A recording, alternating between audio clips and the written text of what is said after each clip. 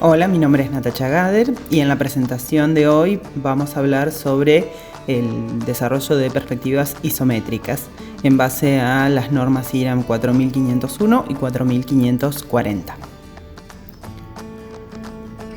Primero, ¿cómo es una perspectiva isométrica?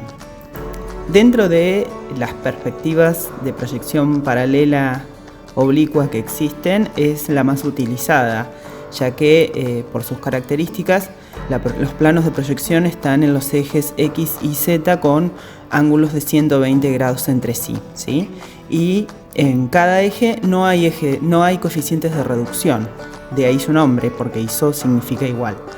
Esto hace que la forma de representar sea dentro de todo bastante simple y el resultado que obtenemos nos permite ver tres caras de ese objeto en la misma proporción y de una manera bastante reconocible, sin deformaciones. Por lo tanto, su uso es bastante extendido y lo utilizan tanto en el diseño industrial, la arquitectura, ingeniería, en los videojuegos, en manuales de instrucciones, y en diferentes tipos de representaciones, ya sea de procesos o los despieces de conjuntos de piezas. En la norma IRAM 4540 se establecen los distintos tipos de vistas en perspectivas que se utilizan en el dibujo tecnológico, ¿sí? Y una de ellas es la perspectiva isométrica. Este tipo de perspectivas están como para apoyar la información que se comparte en las proyecciones de vistas, que son representaciones bastante abstractas. Entonces las perspectivas se utilizan para que se comprenda mejor la morfología del producto de tres dimensiones, ¿sí? Además, en las últimas versiones de las normas IRAM, en la 4501, en el apartado 3, hay una adaptación a la norma ISO 5456-1996. Recordemos que las normas ISO son las normas internacionales y las normas IRAM son las normas nacionales para Argentina. Bueno, como decía, en este apartado de la norma 4501 habla sobre las representaciones axonométricas, ¿sí? Y establece las reglas básicas para aplicar los distintos tipos de representación axonométrica en el dibujo tecnológico. ¿Cómo hacemos entonces una perspectiva? Lo que vamos a ver es dos formas de encarar la resolución de estas perspectivas para que después vea cada uno cuál es la que le resulta más práctica para utilizar en sus representaciones, ¿sí? Lo primero que debemos hacer es establecer los ejes, ¿sí? Los ejes X y Z. Y para esto, de acuerdo al tipo de pasos que sigamos en la representación, podemos establecer el triedro, como en la primera representación que tengo aquí, donde los ángulos de 120 grados entre los tres ejes y nos forman los tres planos cóncavos, ¿sí? La otra opción es extender los ejes Y y X del otro lado del eje Z, y esto lo que hace es que pasen a tener, con respecto a la horizontal, 30 grados, y lo que vemos es el triedro de manera convexa, es decir, los vemos desde afuera. Primero vamos a utilizar la primera representación de los ejes, ¿sí? Y vamos a ir representando esta figura desde atrás hacia adelante. Una vez que tenemos los tres ejes representados, lo que tenemos que hacer es dibujar la vista anterior en el plano IZ, ¿sí? Que de los planos verticales es el que queda a nuestra derecha.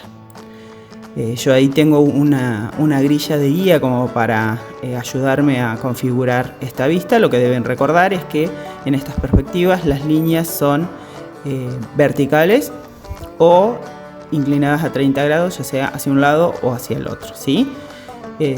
Aquí ya he representado con las líneas naranjas la vista anterior. Ahora lo que vamos a hacer es desde cada vértice de esa vista anterior que he dibujado, representar a 30 grados las líneas de profundidad. Luego, en el plano XY, dibujamos la vista superior. ¿Sí? En la base dibujamos la vista superior. Y trazamos después las líneas de altura desde los vértices de esa vista superior. Esto va a hacer que se nos intersecten con las líneas de profundidad que habíamos marcado antes, ¿sí? Por lo tanto, ahora viene el paso tal vez más engorroso, que es identificar esas intersecciones. Yo aquí lo he ido marcando según los distintos planos a distintas alturas con diferentes colores, ¿sí? En el superior están los vértices identificados con esos círculos naranjas. El que le sigue está en amarillo, que hay 2 puntos, y el que le sigue está en magenta, ¿sí? Unimos esos vértices y ahí nos va a aparecer la figura. Lo que debemos hacer por último es identificar cuáles de esos contornos son los visibles y marcarlos con la línea tipo A y obtenemos la figura terminada. Siempre en las representaciones de perspectiva se recomienda no trazar los contornos ocultos porque complejiza la visualización, excepto en algunas figuras que son más simples, donde se puede trazar. En el resto por lo general no se hace, ¿sí? Ahora vamos a ver los pasos inversos, ¿sí? Vamos a trazar el triedro al revés y vamos a comenzar de adelante hacia atrás. Y aquí tal vez es más fácil identificar los contornos visibles de los ocultos, ¿sí? A medida que nos vamos encontrando que tenemos que trazar líneas por detrás de los planos. Vamos a comenzar dibujando la vista anterior en el plano ZY, luego la vista superior y luego la vista lateral, con lo cual tenemos armada la caja con las 3 vistas proyectadas en sus planos. Lo que hacemos ahora es trazar paralelas a los ejes X y Y las líneas de ancho y de profundidad desde esos vértices que tenemos, ¿sí? Luego identificamos cuáles son las intersecciones que corresponden a la figura, viendo la correlatividad en las 3 vistas, ¿sí? Aquí nos va a ayudar la vista superior a identificar cuáles son esas intersecciones. Y por último, unimos esos vértices. Ahí vamos a lograr obtener la figura.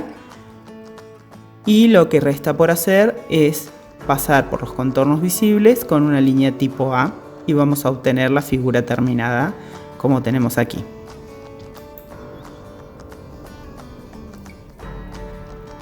¿Qué sucede cuando tenemos planos oblicuos? ¿Sí? Vamos a ver 3 ejemplos. El primero es este prisma triangular que vemos aquí representados en sus 3 vistas y en una perspectiva caballera.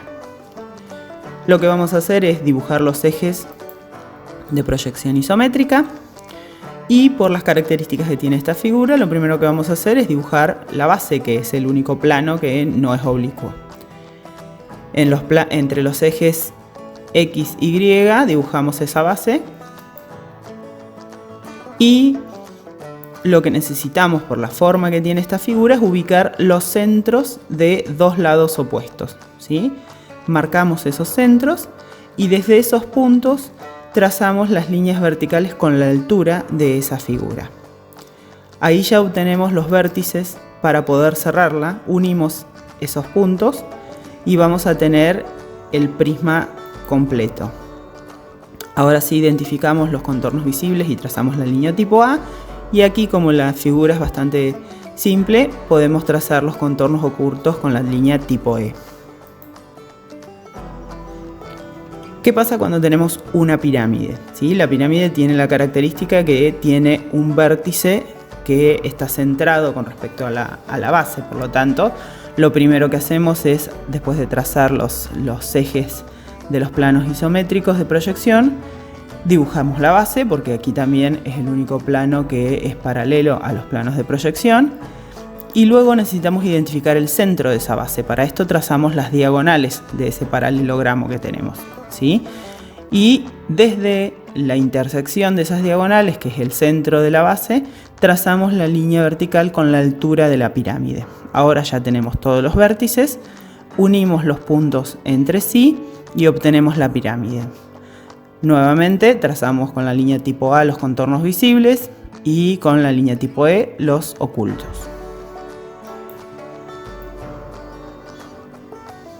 Ahora, si nosotros necesitamos trazar planos que no están orientados paralelos a ninguno de los planos de proyección, lo que necesitamos identificar son los vértices de esos planos, ¿sí? En esta figura que vamos a hacer ahora, en este poliedro irregular, tenemos solo un plano que es paralelo a la base, así que dibujamos la base como en los anteriores, dentro del plano XY. Luego identificamos cuáles son los vértices que tienen el lado más alto, que deben ser opuestos por las características de la figura. Desde ahí trazamos las líneas verticales con la altura y luego unimos los vértices. ¿Sí? Tengan en cuenta que esta figura une dos vértices de la base que son opuestos con los dos que marcamos ahora en altura. Por último, trazamos con línea tipo A los contornos visibles y con línea tipo E los ocultos y completamos la figura irregular.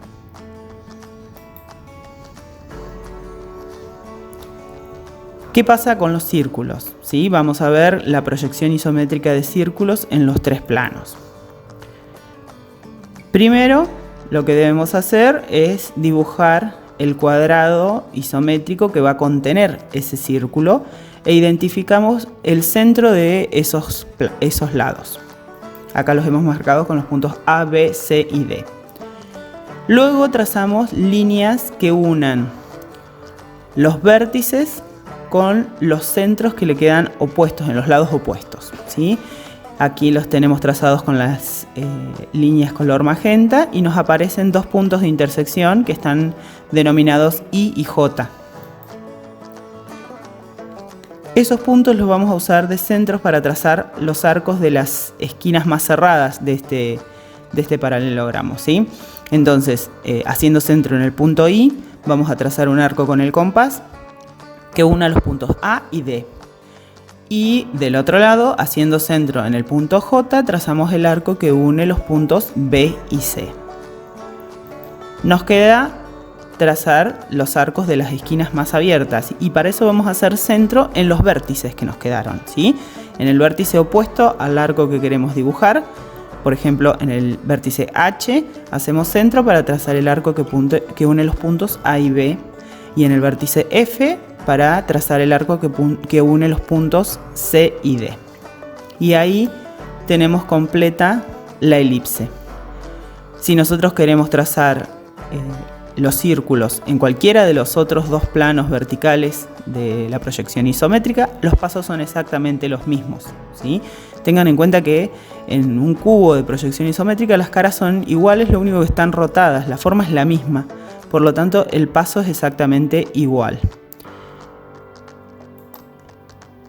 ¿Cómo quedan las figuras? Acá vamos a ver ejemplos de cilindros orientados en los tres ejes. Como podemos ver, la elipse que se forma es la misma, lo único que está orientada distinta. Y una característica a tener en cuenta es que si queremos representar una esfera, por las características de la isometría, es decir, la proyección en los tres ejes es con las medidas iguales en la real magnitud, la figura resultante es un círculo, ¿sí? Porque no tiene deformación. Aquí en la figura están representadas las elipses isométricas en tres colores según el plano, pero podemos ver que el contorno final de la esfera termina siendo un círculo.